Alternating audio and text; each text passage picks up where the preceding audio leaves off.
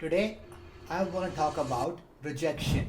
I did make a video about rejection a while back. This is the more updated version, and this is updated also based on my life experiences and whatever I have learned throughout this period, right? All right, so here we go.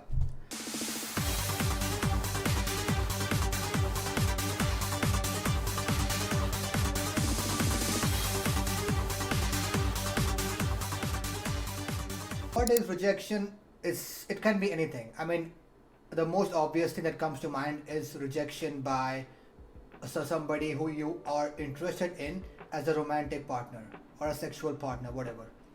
But it could also be rejection in a business meeting, in a business deal, or if you're interviewing for a job, you get rejected for that job, right?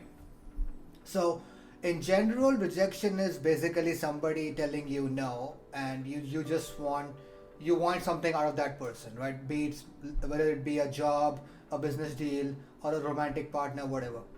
You wanted that out of that person, and they said no. Okay, so now let's look at this in a more modern way. Like, what have you seen are the modern advices to handle rejection, right? So let's talk about job interviews. If you go on LinkedIn, you'll see this rhetoric everywhere that if you get rejected for a job, oh, the market is bad. It is so tough out there. It's not you, it's the employer. They can't see your talents. Just read these posts and comments, and I'm like, brother, that's why you have been rejected, because you can never take anything negative in your life. Anything negative that happens to you is never your fault, is it? It's always somebody else. That's exactly why you are still a loser, and hence you are rejected. So I see this all the time in job interview situations. It's rubbish. Anyways, that's one thing. Next up, business deals, right? Business deals is like, I'm not too familiar with them myself, so we'll just move past it. But if you are an entrepreneur and you approach somebody for a business idea and they say no to you, then it's basically you have to refine your business idea, or you just have to sell it better, stuff like that. Because I haven't seen too much of the business deal aspect of rejection, I can't comment much on it, but this is just my overall idea. Now, moving on to the one that you have been waiting for is getting rejected by a romantic partner, right? I'm sure you, as a man or as a woman watching this, have faced rejections, right, from romantic partners. I have too. Now let's look at what modern dating coaches tell you. So, as you probably know, most modern dating coaches, I won't name any of them, of course, but they tell you to go approach these women and go approach them multiple times. Go approach this woman. If she says no, whatever, move on. Go to the next one, move on. Next one, next one. The one thing which I noticed was one of these dating coaches asked me, "How many women have you approached in the last week?" I said 0. Then he said, "That's why you don't have a girlfriend." And I just laughed at that. Brother, okay, here's why I laughed at that. That if you approach enough women, let's say you approach 100 women in a week, just a random number, at least 5 of them should give you a shot. Even if you are as average as it gets, as mediocre, because at least 5, because it's just numbers, right? Dating coaches do nothing but tell you to use the law of numbers to your advantage, and I'm not saying they are wrong. They're absolutely correct. Yes, 5 of them will give you a shot, but think about how much time you just wasted. Approaching 100 women, do you know how long it takes doing all that in a week? It takes forever, and that also means you probably don't have a full-time job. So even if 5 women give you a shot of dating, what's the point if you are still lacking in other areas of life? I don't get it.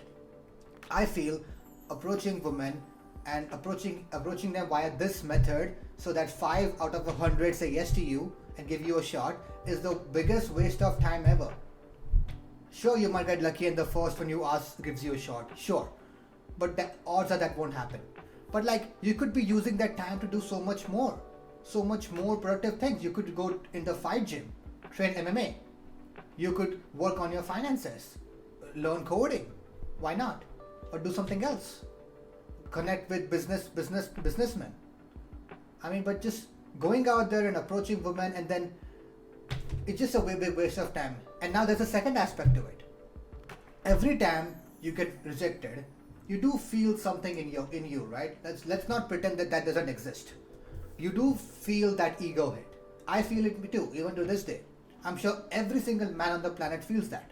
When any woman says no to him, that it does sting, right? It does sting. I think same goes for women as well. So when you approach a large number of women and you learn to take a no, what you're essentially doing is you're conditioning yourself to be okay in taking a no. Now, is that a good or a bad thing? Dating coach will tell you that's a good thing, because you can take, according to them, you can take no very playfully. It's like it's no big deal, no matter what. But here's the thing: you are conditioning yourself to accept failure as normal. That's not right according to me. If you are a man who can take a no and not feel anything about it, I think you have just conditioned yourself to accept failures, honestly. Because this is just one aspect in life.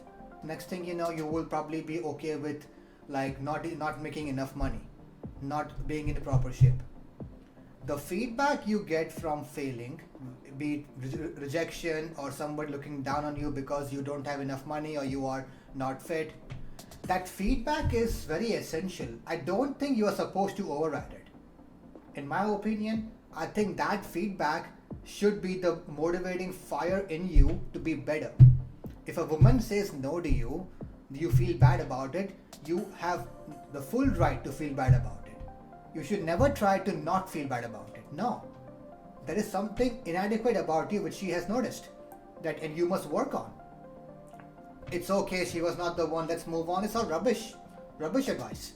You take that advice, then you just point fingers at others. She was not the one, she was not the one, she was not the one. I promise you, all three of them were the ones for this one big G.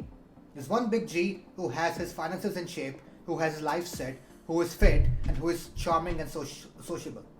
You don't have any of these qualities. So no, it is not her that's at fault, it's you. And you programming yourself to override feeling any of these emotions is just asking to be a failure forever, in my opinion. Yes, you can take it playfully, jovially, nicely, yeah, but it's not a joke, man. The world is not a joke. You're supposed to exist in the world and be the best version of yourself. That's what pleases God. I personally believe, and I've said this before as well, that the feedbacks you get from rejections, be it romantic partners, job interviews, businesses, whatever, that feedback, that negative feedback is supposed to be there. You're supposed to feel something. You don't override that. That feeling is supposed to motivate you to try harder so that the next person doesn't say no to you. So that this person who said no to you comes to regret it.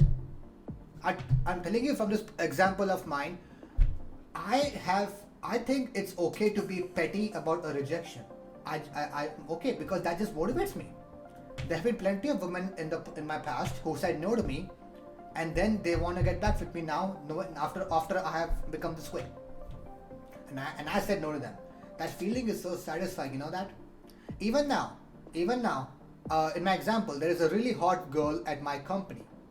A few months ago, actually, I asked her out. She said no to me, and now I could see it's like this subtle game of, you can't have me, but I know you want me. That kind of game is being played because she makes sure to looks the best she can, and she's pretty hot. Looks the best she can and walks behind me so I notice. I've seen that. That's like a game she's playing right now. And I'm also playing the game back by not giving her any attention. Yes, she said no to me, but that motivated me even harder. Any normal person would tell you that if you act like the way I'm acting, which is just ignoring her, not even like acknowledging her presence, it's creepy and weird. It's not creepy and weird. Or even if it is, I don't care. Because I don't see why I should be nice and friendly, haha, he to a potential sexual partner who said no to me. What's the point? If we need to work together, then I will be formal and courteous, which I have. There was a point where we needed to work together, and I was like, okay, hey, star, which is her name. I would like to do this and I will do that. Is that okay with you? She said, yeah. So while we were working together, I was very normal and courteous. But once the work ended, back to ignoring. Because why? What am I to gain from just being ha ha he nice to her? No. Now she knows that she can't mess with me. Every other man in the office is all ha ha he nice to her and very just like they all just flutter around her like little cowards and just simps, I would say. Simps. I don't do that. And she takes me seriously. And I'm telling you, women don't need to like you. Women can hate you, but what they need to do is respect you. They can hate you, but they have to respect you. They don't have to like you. I promise you that. They have to take you seriously. Now I use this motivation to work even harder. I worked so hard on my crypto bot that I made like 20% profit in like one trade last week. And I was like, yeah, I'm gonna show you. So that's my motivation. I'm not letting it go, okay, that's fine, it's a work colleague, she's not the one, she must have somebody, blah, blah, blah. It's rubbish. It's all rubbish. That feedback you're supposed to feel. You're supposed to feel that negative feedback and use it to motivate yourself so that in future, a new sexual partner or even the same sexual partner doesn't say no to you, or she comes to regret her decision in future. And same for any job interviews. If you apply for a job at this company and they say no to you, or like companies do today, they ghost you, don't blame the recruiter. How do you expect the recruiter who receives like thousands of job applications to say personalized no response to every single one? It's just not going to happen. No. You have to be realistic and stop expecting courteous and polite behavior from everyone. No. The world is not built like that. You have to be the best version of yourself in this world, and then you will see how people respect you. People should respect you and they don't have to like you. Remember this. So next time you face a rejection anywhere in life, remember to take that feedback as fuel to work even harder, so to bounce back, so that the next person who you want something from, then they can't say no to you. And the previous person who said no to you comes to regret the decision. You need to feel this way, and if you feel this way, if you work hard, and if you use this fuel to motivate yourself and work hard, I promise you, you will live a really good life in this world. Thank you.